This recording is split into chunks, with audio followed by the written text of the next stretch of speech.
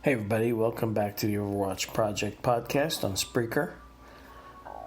If you're new here, my website is overwatchproject.com and talk about some really deep stuff, meaning of life, reincarnation, what happens after you die, freedom, natural law, all kinds of subjects that I think are really important. But tonight is a special podcast because I'm going to do the story of the Overwatch project. Basically, I'm going to tell you some details about my life, nothing too personal, but enough so you can see the path I took to get to where I'm at today and what I believe today and all the things I went through before I got here. And I'm not doing this to talk about myself. I'm doing it more for people that may be in similar situations mentally as they're evolving, going through things, and maybe some of the stuff I went through you can relate to as well. So, without getting too personal, let me start off by saying I was born in the northeast of the United States, in that New Jersey, Pennsylvania, New York area, and my parents were first generation Americans, and my first language was not even English. I actually spoke Italian before I learned how to speak English. So anyway, I grew up was born into a Catholic family, so they enrolled me in private Catholic school, which I went through from kindergarten all the way to the end of high school. So you can imagine some of the stuff I have to tell you is going to be, quite interesting if you know what that kind of stuff is all about. And my first real thing, I want to go through some important memories from my past.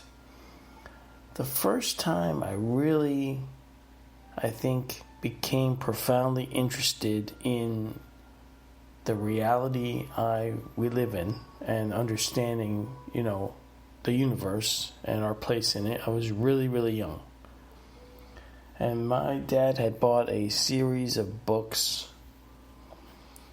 They were sort of like an encyclopedia of history, and they were with a lot of pictures, and these volume sets covered all types of history from the 1960s and 70s, the era I was born in, and all the way back to prehistoric times and dinosaurs, etc. But I just remember I was looking at the cover of the books, and the last volume had one of the Mercury astronauts on the cover floating in space. And keep in mind, I was really, really young here, maybe 6 years old, somewhere around there. And I was struck by that photo, and it just impacted me so much. And I asked my dad what that was, and he said it was an astronaut in space. And that was the moment I was hooked. That was it. At that point, I just got fascinated with that. Later, was really a big sci-fi nerd, and UFOs, all that stuff, paranormal, everything weird. Just wanted to know about it. And for some reason, as a really young person, I was very aware of news and politics. And looking back on it now, it seems kind of weird because a lot of kids don't even tune into that stuff. But I was super aware of it. But Catholic school was another experience altogether. And keep in mind that as a human being, everything that happens to you or that you're exposed to from the time you're born all the way until about the end of your 6th year of life, so right before you turn 7, you are basically just a sponge for your subconscious. And there were a lot of turmoil and times of trouble in my youth. My mother had some issues from being in World War II, and you could say like she had some post-traumatic issues about that. And it was, she was very emotional at times and kind of erratic. And both my parents loved me. My dad was another thing altogether. He wasn't really good at teaching me things. He had a lot of talents, but he wasn't able to teach me. He was very impatient, and I was an only child. And in Catholic school, I was, thank goodness, not sexually abused, but I was physically abused from, I think, earliest memory, 2nd grade, all the way through at least 7th grade before things changed in the school system, or what was tolerated was no longer tolerated. What I mean by physical abuse is a tremendous amount of corporal punishment. Keep in mind they're pumping your head with guilt, fear of damnation, all the stuff that comes packaged in the Abrahamic religions. Very controlling, very off balance, masculine, feminine. Masculinity's obviously it's a patriarchal type of religion, and it's extremely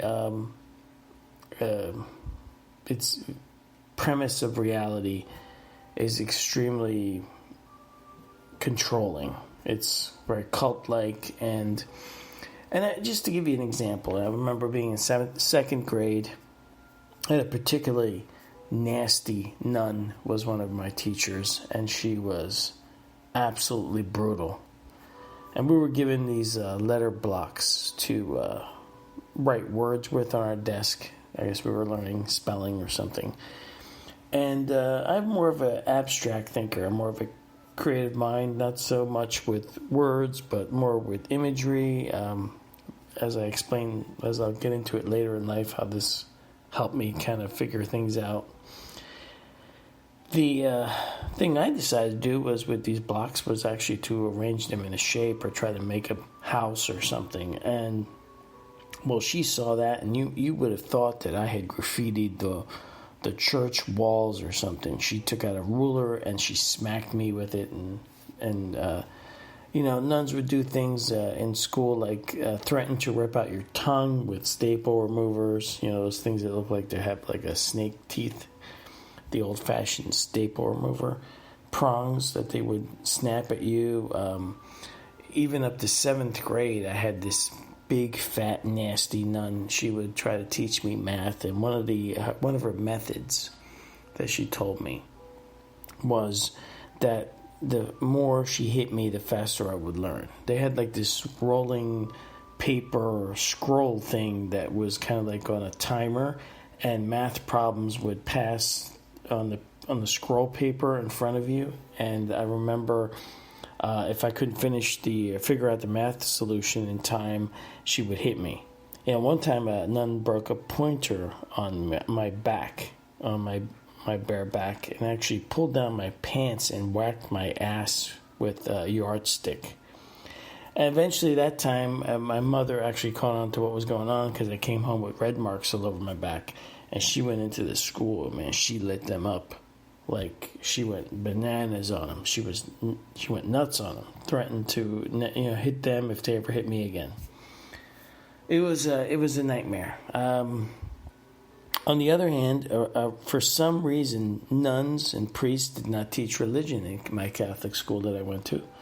That was a job, and I'd say the school was kind of split 50-50 with nuns performing half the classes, and then I guess what you would call civilian or people that weren't nuns, they're just regular teachers teaching some of the other classes. So they would teach me English, was like a non-religious person teaching that, but ironically for some reason religion class was usually taught by a civilian teacher. And that's where I used to drive them crazy. They would have obvious contradiction in these religions, and even as a child, I would pick up on this. And I used to drive. You'd feel free in the school I went to speak to any civilian teacher, and you would feel absolutely terrified if you saw a nun because you were afraid you were going to get hit or threatened or you have your tongue ripped out. I mean, this was obviously all child abuse, looking back on it now. But, it is what it is, and it is part of my history. And I don't know that they do that in any Catholic school today, but, that's the way it was back then in the 1970s. As a matter of fact, just on a funny story, I had a fourth grade teacher, and she was really attractive. And her name, I forget what her real name was, but everybody knew who she was because she was kind of a celebrity. She was at sometime in the mid-70s, and she was Miss New Jersey. And Miss New Jersey, one time we had a dress-down day, because in Catholic school you have to wear a tie and a shirt and a jacket all the time, and girls had to wear those uniforms that they make them wear. And then a few times, though, they had like a dress-down day where you could come in jeans and T-shirts and stuff.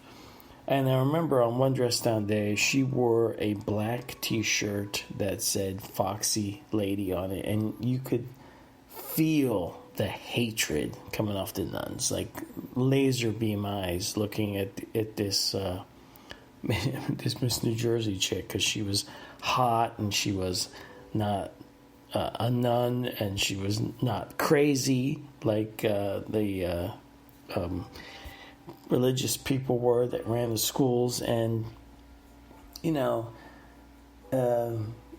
this went on, at least by the time 8th grade came around. For some reason, I guess maybe certain things weren't tolerated anymore, and the hitting, the physical abuse kind of stopped, but the intimidation was always there. And then I got the pleasure of going to a Catholic high school. That was just another ordeal in and of itself. And then just to fast forward to the future, years and years later, I found out the principal that ran that school, this priest, this fat slob priest, arrogant bastard that ran the school, that he was taking some of the jocks that I was in school with, and that he would take them to New York City for some kind of reason to go help at a shelter or something. But really what he was doing was getting a hotel room, and he needed the jocks to go and pick up the hookers for him. And then later I think he got arrested for embezzlement or something. So that was my Catholic education. But here's the thing. The subconscious mind, it still is embedded with the premises of these religions, even as corrupt as they are. I mean, just look at today. How many cases of incredible amount of child abuse have come out of just the Catholic Church alone, but all these other major religions also, right? None of them have a clean track record, and yet people show up to the major religions and they still perform the ceremonies, give the donations of money, and so forth and so on.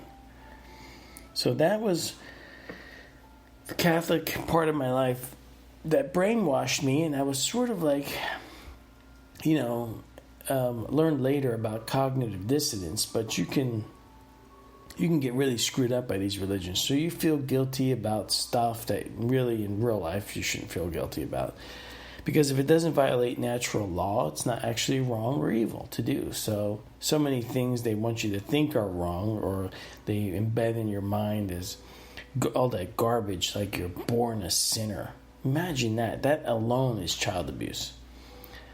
But I went through that school, and I came out, and I went to 2 years of college at a local community college, and that was like a total change, because college was like, at least back in the 80s, you go to a community college and suddenly there's like no pressure. I mean, you're expected to perform on your own. You can ask questions. You can, at least back then in college, you could have open discussions about things and disagree without being a social justice warrior down or having people that are complete lunatics now and completely deranged shout you down. Back then, you could have an opinion about anything and talk about it. So it was, at least that was going on in colleges, at least in the college I went to for 2 years. And at some point, I thought I wanted to become like a psychologist or something like that, but then that just didn't jive with me. It was something that just didn't resonate with me well. But one of the things that started to resonate with me really well is in order to pay for my college classes and my car payments and stuff like that, I started getting involved in private security business, and even worked for a private investigator agency for a while, and that was an experience and a half. But back then, I have certain things in my head. Statism. I was kind of like a non-liberal. I was more of a conservative, but I didn't always agree with everything that they did either. But I would tend to vote for the people that at least didn't want to take my guns away, or they didn't want to over-regulate me, or they wanted lower taxes. So that's why I kind of tended to vote Republican back then, because that was, I was still had the premise that the whole thing of government was a legitimate thing that needed to exist to serve the people. And because private security was heavily limited in what you could do, back in those days, the so-called legitimate way to pursue that kind of a career was to get involved in law enforcement, which was what I did. Now, this is really something, because it's kind of like a double-edged sword. I kind of look back with some of the things I did, like enforcing arbitrary rules and regulations that didn't really matter, versus the things I did that were actually good, like actually stop evil people from doing some evil shit that actually violated natural law, that I would have been justified in stopping even if I wasn't in law enforcement. So I did some good things, but I also did some stupid things because I was an agent of the state. But you see, you're kind of programmed to think that that is the way to be authorized to do something. And it's all brainwashing. It's all embedded in my psyche at the time, along with this sort of like half-assed Catholic sort of existence that I had, because I'm brainwashed with that too. And the thing was that in the meantime, let me go back now to the beginning and tell you about the times of my life that were kind of profound when I wasn't in school. So, of course, you're on summer vacation, and I did a lot of traveling in my youth. I went to Europe several times, many different countries. I went to Hawaii, I went to San Francisco, Texas, Canada. So in my youth, I got to travel from very young all the way up into my 20s to all kinds of different places all over the world. And I also had occasionally happen some experiences that I could say were paranormal. So I knew that I had a lot of experiences in all these different things, but I also knew that there was more than just being alive here. So one of the things, when I was young, when I was very, very young, going back to the beginning now, I would have a recurring nightmare.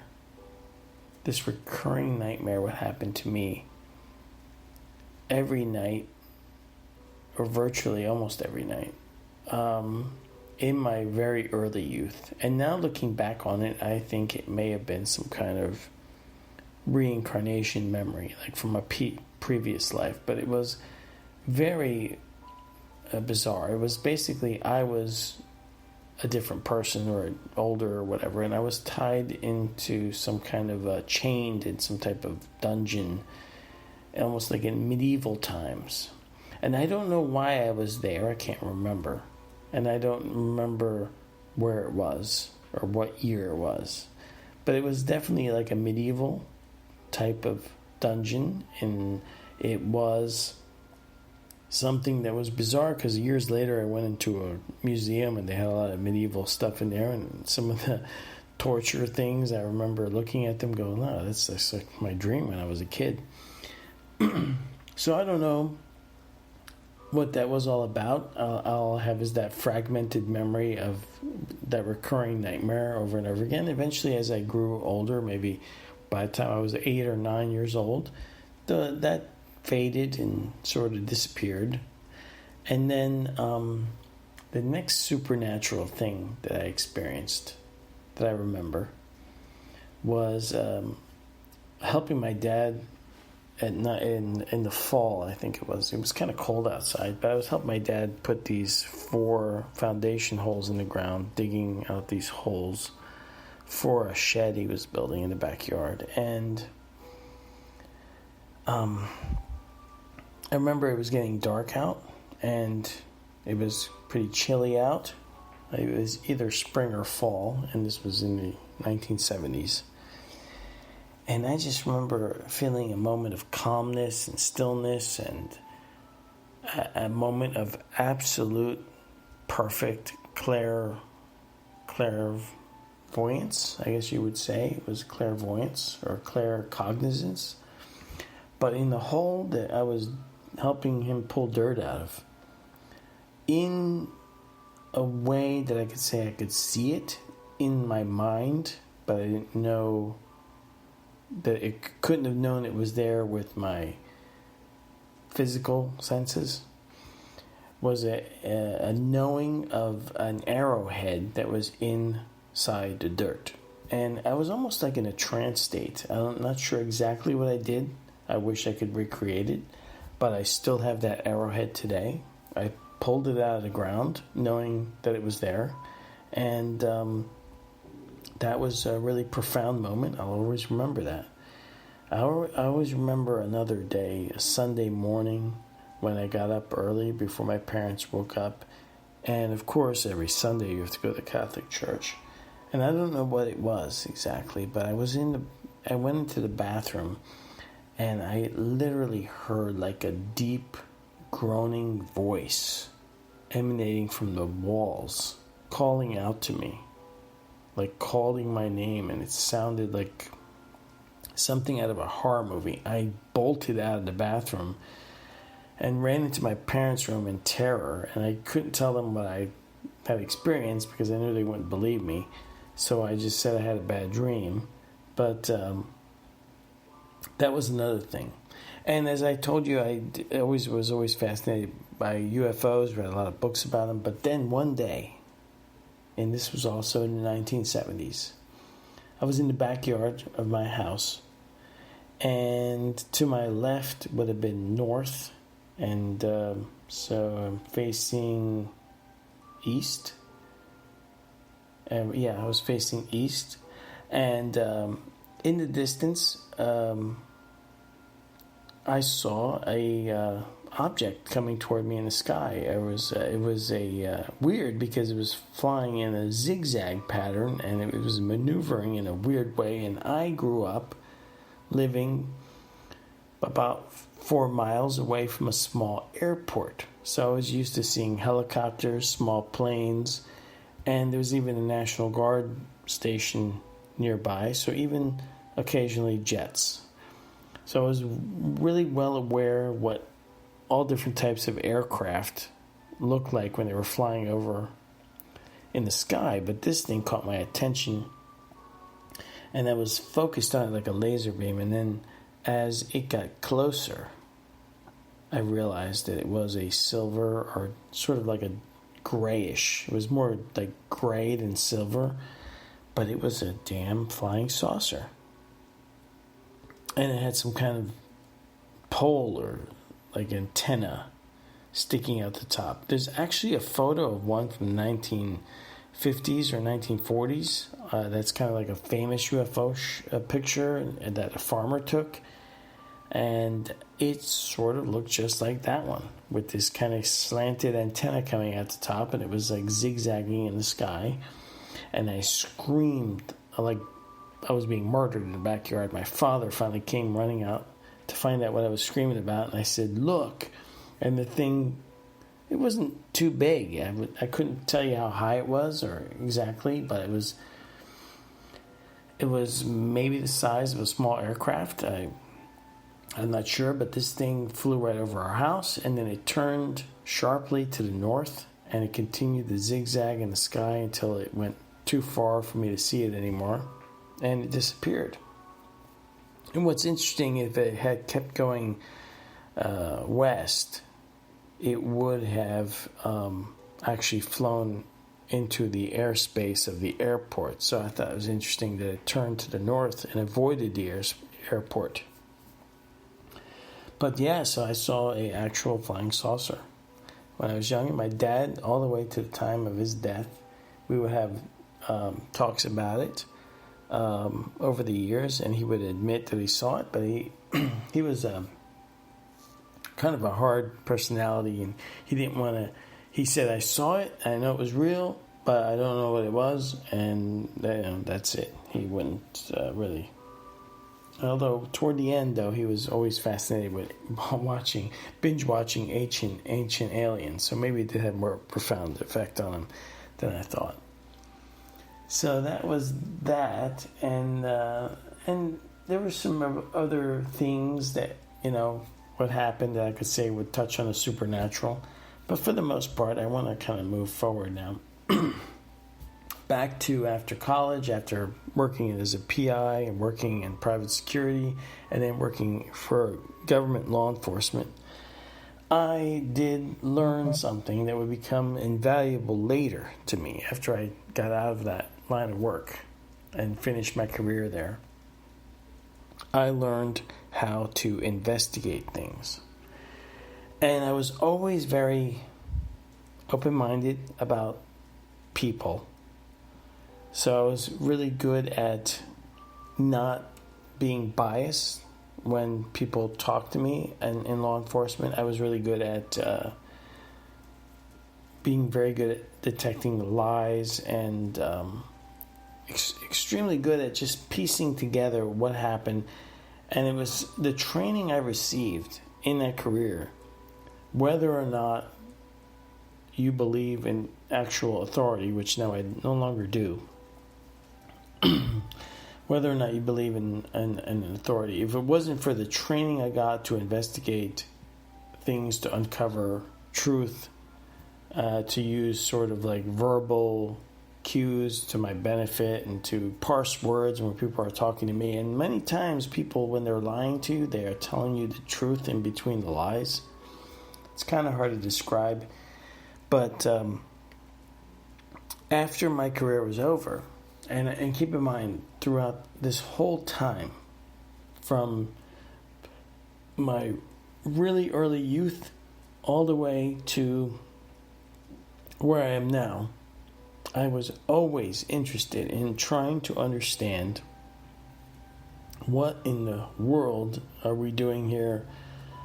Why are humans so different than other life on Earth? Where did we come from? What's the real story? So at first, of course, this is completely clouded by Catholic education and Christian programming. So when I got done with everything, and I had some time finally to really dig into this stuff and research, I began by sort of dabbling in the truther movement. And the first thing I put up before overwatchproject.com was actually my YouTube channel, which predates that game called Overwatch. I picked the name Overwatch because it was a kind of a neutral name. It actually used to be a default class in Call of Duty. In Modern Warfare 2, it was the default classes, and one of them was called Overwatch. And I've heard the word tossed around several different times. It usually refers to some type of military strategic position where you can see everything that's going on, so you have the Overwatch position. And I thought that's really appropriate because that's really what I'm trying to do. I'm trying to have the Overwatch position over like understanding a philosophy of reality based on the total picture. But I'm brainwashed still at this point in time. And I have Christian Catholic programming in me, and it's making me afraid to look at certain places and afraid to, do certain things because, you don't want to be damned forever. And I'm actually thinking that there's got to be, Christianity has to be the true religion. There has to be a version of it that's the absolute truth. That's because of the subconscious and kind of like brainwashed programming I have. So I remember at first sort of just absorbing, the apologist arguments, I kind of knew that Catholic itself, there was something severely wrong with that religion. So I had assumed at this point in time, as I started my journey, which eventually led to me making the Overwatch project, I assumed that there had to be a version of Christianity that was sort of like devoid of the religious dogma that was the true Christianity. So I started down this road with this premise. And I didn't even realize at the time I have the premise because I'm brainwashed, because I have cognitive dissonance, and every time I run into a problem, I go to like an apologist website and I try to get the explanation that explains away the dilemma. Because if you start researching any of these religions, I'm not talking about just Christianity, but all these major dogmatic, doctrine-driven, cult-like religions that are really the mainstream religions of the world, you will have dilemmas, mental dilemmas, and then they have people on standby to give you the explanation, the apologist explanation for all this, right? So, eventually, though, at the same time, my parents, I moved to Florida, so my parents, we didn't live really close to each other, but they had moved to Florida many years before I moved to Florida, and my parents had started to have medical problems as they got older, and they even suffered from cancer, and I had to make these drives to help my dad and mom out as they were getting treatments. And so I would drive from my home where I lived in Florida to their home, and I was on the road an hour a day each way. Sometimes an hour and 15 minutes a day each way. So almost 2.5 hours a day I was on the road. In the meantime, my YouTube channel had started blowing up thanks to a Christian truther channel that had promoted me on their channel, and I started picking up traction. But at the same time, I was having a lot of problems and dilemmas that certain things just didn't add up for me. And I always had, going all the way back to my youth, a little voice in my head, a little gauge, and this always would help me in law enforcement too when I was investigating something, especially if I was investigating something that was actually a crime against another person, and I was trying to figure out who did it, and somebody was violated and stuff. There would always be like this little voice, like, you're on the right track, you're on the wrong track. That's not right, this is right. So I don't know where that voice or that inner feeling was coming from, but I always, in looking back at everything now, I can see that I had an intuition of understanding actual natural law, because I would always question things. Let me just say this before I get into the religious stuff. I was never, ever a good order follower. I was subversive at work. I never got promoted. I defied and tried to subvert things that I thought were morally wrong, even though I was ordered to do them. And I was not liked by many of my supervisors. They did respect my talent when it came to figuring shit out, but they did not like my attitude. And I did find many ways to get out of things when I thought it was like something that it's a lawful, or it's a law, but this law is stupid. I mean, so I did have like some kind of internal compass, but it was wrecked. It was ruined by 12 years of Catholic education, by being programmed with statism from the beginning. And yet there was like this internal battle going on in me the whole time. And, I have no control over my past or some of the things I did that now I see, wow, what an idiot I was at times. Because part of it was because I was nascent. So I can't be at fault for that, because there was information that I couldn't have known at the time. I didn't have any access to it. The other part was ignorance. And that's my fault, because if you're ignorant, you're being in ignorance. You are ignoring information because it makes you uncomfortable, because it's cognitive dissonance is forcing you to cling to your premise that you're either programmed with or stuck with. So, during this whole thing, after my career was over and while I was helping my parents with their illness, and I'm doing a tremendous amount of reading, researching, internet research. I mean, it's the age of the information, so the whole world is opened up to you at this time. It's like around 2013 by now, and I'm head deep into what is going on here. What really does happen after we die? Is there an actually authentic Christianity? What is it? So I decided after a while, I said, this is not right. I can't just be taking these apologist arguments.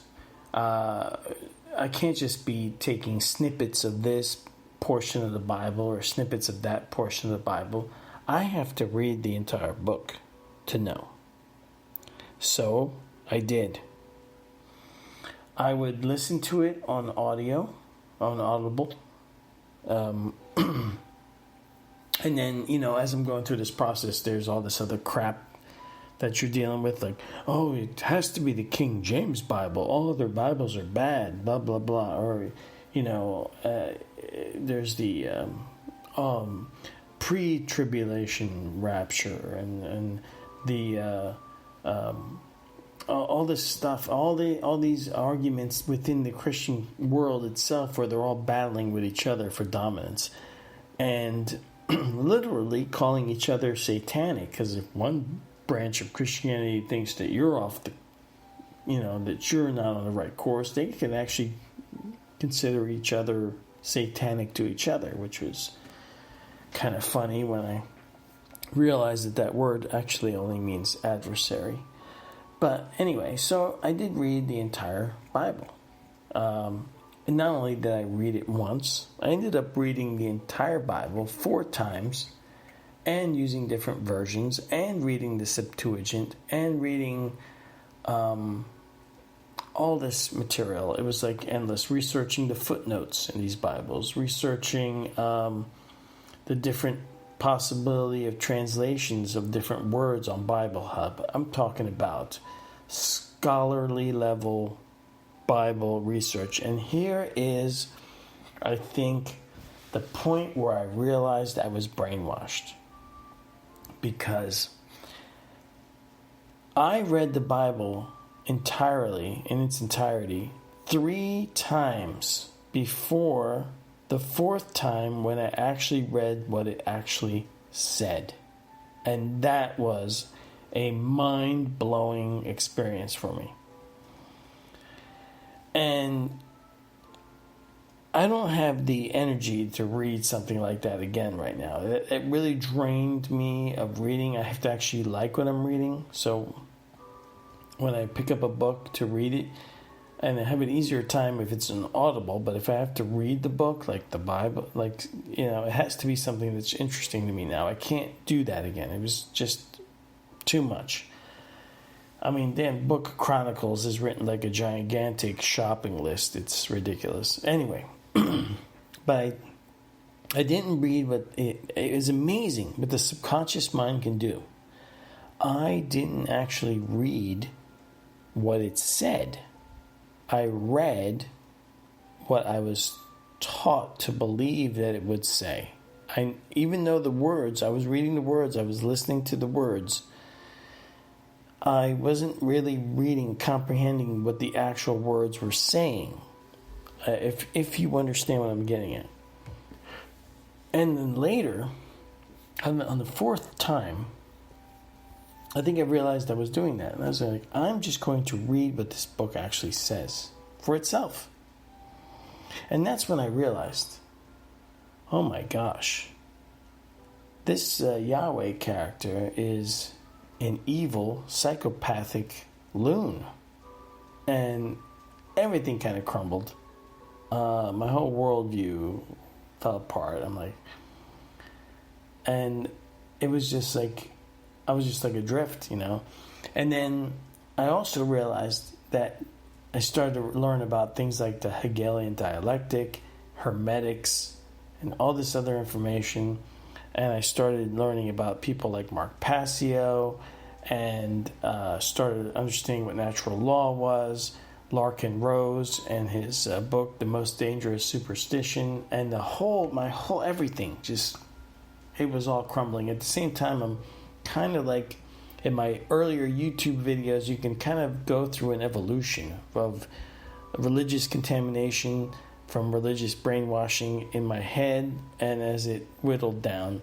And then I kind of latched on to the whole Gnostic concept of the universe. Because this character from the Old Testament was so damn evil, and it was really ironic. I mean, when you really read what the Bible actually says, I mean, Yahweh's doing all the killing, torturing, allowing for rape, enslavement, and the only time, it was almost bizarre. I was like, wait a minute, the only time this other character, who's actually appears in the Bible in different forms, because the word Satan is actually not even a name, it just means an adversary. But the book of Job is the only place where it's sort of like an actual character.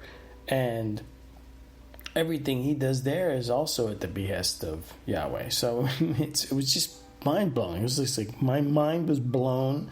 And then I started to piece together that the whole ridiculousness of it all. Because I'm like, I use this analogy or metaphor, I forget which one it is, but I use this comparison to kind of explain this to people when I'm trying to explain it to them. If you're telling me that the Bible is the inerrant word of God and it has 0 flaws in it, and you're telling me that the being that created the universe made this, encoded DNA made this, designed all life everywhere down to the atoms, made this book, then shouldn't it be at least as coherent as like a car manual? Because the car company makes a car and then they produce a manual. And that manual is kind of dummy proof. Well, wouldn't the book of the creator of the universe be kind of dummy proof and be written for its creation?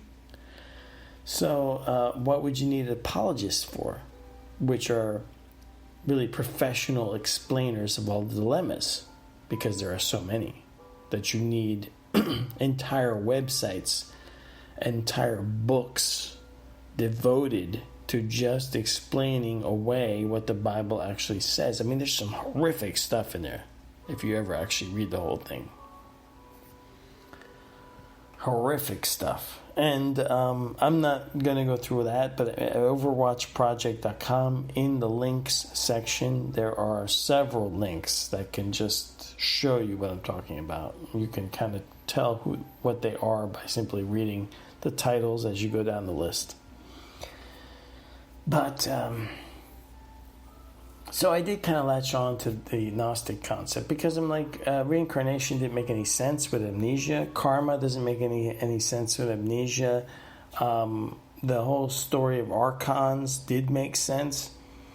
But now, as I evolve even further from that, and I learn the immense vastness and complexity of reality, and I was also irritated because some of these people kind of wash away the negative. The new agers have their own things going on, which are totally ridiculous. The materialists are perhaps the most deranged out of all of them, because they're the one group that actually has to cognitive dissonance and be in complete denial of all the information about consciousness and the afterlife from near-death experiences with verifiable, veridic information, which they just have to explain away. So the materialists have their own apologists, professional pseudo-skeptics that are there to make sure that nothing supernatural gets out. And then you see like the most of the whole world is kind of like deranged in some kind of weird way. And the earliest mythologies that make any sense about human creation seems to be the ones from the earliest sources, which are not biblical texts, but they're Sumerian texts, because they wrote in clay. We actually have the original writings, older than everything else. And the Sumerian texts, their mythologies of the earth creation or how humans were created, seems to make more sense when you look at the psychology of the human being. So these gods made humans, and they wanted us to be slaves. And so we are burdened with an unusual amount of cognitive dissonance, and that is how we get screwed over mentally, constantly manipulated into submitting ourselves. And you can see that everywhere, especially today with the pandemic. But the whole thing has evolved for me, and as I maintain the Overwatch project, I'm trying to get off of YouTube. And I know that if you're listening to this on YouTube, please know that there's my overwatchproject.com site. There's a link now to Library. That's LBRY, which is an amazing platform and has grown by millions of people in the last few months alone. There's BitChute, which I also link to, and my Minds page is linked there on Overwatch Project, which is sort of like my rolling blog. And there is a link at the top of the homepage at overwatchproject.com. If you sign up to Library, use that link. LBRY.com is where you get their apps and learn about how Library works. LBRY.tv is where you can view videos even without downloading their application. But they do have a great one for Android. I think it works on iOS and Windows and Macs and Linux. So they got everything covered, and they are amazing. And Spreaker, which is a platform that I'm not sure eventually all these consolidating platforms, there's always a risk of censorship. The one that is most resistant to censorship would be Library, and then there's BitChute, which I'm also a big fan of. So after I'm done this podcast, of course, this is going to be populated on BitChute and YouTube first.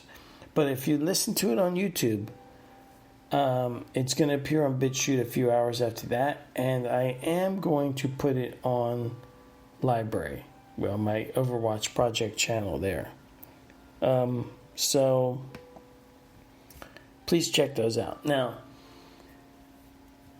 eventually, as I keep evolving, once you get rid of cognitive dissonance, once you get rid of the shackles that kind of keep your mind trying to cling to premises even when you see information to the contrary, it is kind of weird because you kind of feel like new information can change the way you see things all the time, and you do kind of like always have like a little bit of self-doubt and a little bit of skepticism in your own mind about what you're actually thinking, because you never know, tomorrow you could wake up and find something entirely new.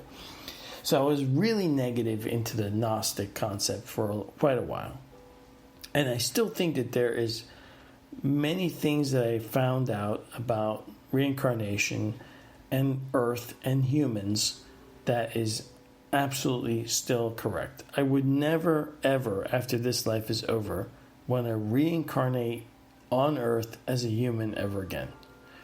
But the astral realms, the medium and higher astrals, and the mental planes, and how your consciousness can ascend after death. And because you have knowledge and you know what you're kind of doing, you're no longer able to be manipulated because you're not in some false heaven, in some false religion, or a materialist who is now caught completely off guard because you're still alive after your body dies. I mean, that's kind of like somebody from some farm country or backwater country area ending up in Times Square in New York City, and you just look like a tourist, and you're just really looking to, have somebody come and try to con you out of all your money, or pickpocket you, or worse, rob you. So there are parasites on Earth as humans, and there are parasites in the afterlife. That's quite clear. Good and evil on Earth, good and evil in the spirits realms as well. Good and evil in my, and this is something I'm trying to write down so I can kind of get it in a future podcast more precisely, but light and darkness are not the same as good and evil. And darkness is sometimes useful, dark forces to use for retribution, for justice. And the way I see the world now is that most people are spiritually disarmed, that they have a big problem conflating things and not really understanding what actual evil is, and not understanding what actual good is, and how that is completely different than light and dark forces, and they don't understand what actual natural law is. And on my website, there is overwatchproject.com has a whole tab there called Freedom on the navigation bar, and you can understand more about what I'm saying about natural law. If you look at all the information I have posted on that one section alone, and you still don't understand natural law, then you are severely cognitively impaired. If you don't if you still hold to the premise of statism or dogmatic doctrines of religion that don't make sense or don't jive with natural law, and you're still trying to cling on to them, then you really are kind of stuck. But on one hand, I was stuck. I was really wrong about many things. But on the other hand, I was always trying to be unstuck. And I see some people do that. Some people are out there and they really do want to question what they believe. And they want the truth over what they think or what they are clinging to and what they believe. They were trying to get themselves out of it. And other people I see, they are permanently stuck. Like these people, you could never, ever get through to them at all. And they will never change. There are some people like that. And that even in the occult community, I find that it's really interesting that some occultists and some people in the magic community, that they also don't quite understand the difference between light and darkness and good and evil, which are two different things. Because there are some people that think that you can't use dark magic because it's evil, and you should never do it. And then that is not true. That is simply not true, because it's no different than if you had a weapon on the earth plane. People in the USA, for example, people own guns, they own knives, and they own things that cause destruction that you could say are dark items. And these items are used, and everybody can understand that when they're used in a justifiable manner, that it's perfectly okay, that you can justifiably use things for self-defense, to defend others. And hey, there's a system of even punishing people after they get away with crimes if they get caught. So retribution, justice, revenge, and self-defense is you are clearly having to use the same tools that somebody out to do harm to somebody else and do an evil act and do a criminal act, meaning an evil act, a violation of natural law on somebody else, would probably be using the exact same methods as the person doing the self-defending. So same thing with magic. If you look at some of these people that practice dark occultism and you look at how magical healing happens or anything like that, these two things are using the same tool set in a different way. So it's kind of like a deeper thing that I'll need to talk about more in future podcasts. But the way I look at it now is we live in a very complex reality. And the afterlife is just as complex, but you have much more freedom there because you will not be dependent on food supplies from corrupt corporations. I seriously doubt they're going to try to vaccinate people in the astral realm, or you can travel without cars or machinery. So there's all different aspects of freedom awaiting us when we enter these other realms after our mortal lives is over. But some people will come back here because Earth, for whatever reason, is a bad place for someone to incarnate because of the amnesia, because of all the confusing psychopathic belief systems that people get injected with in their subconscious when they're born here, depending on what you're born as and where you are.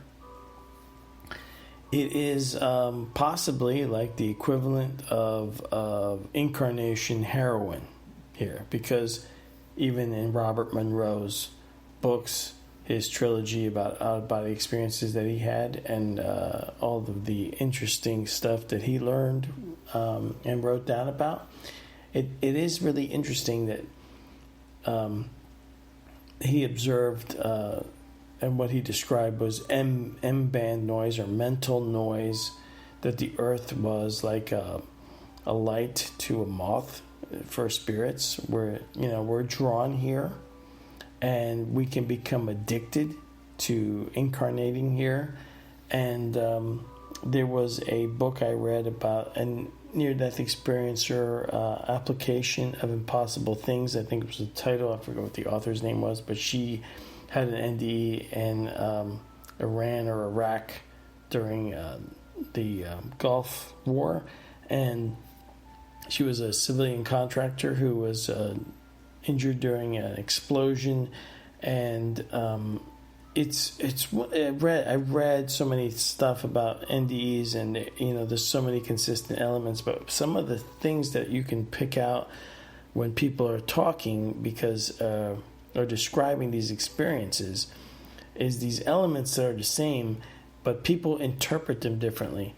And that's one of the things I learned through law enforcement, that people will tell you valuable information, but their interpretation of it may be irrelevant because that's their personal interpretation of the information.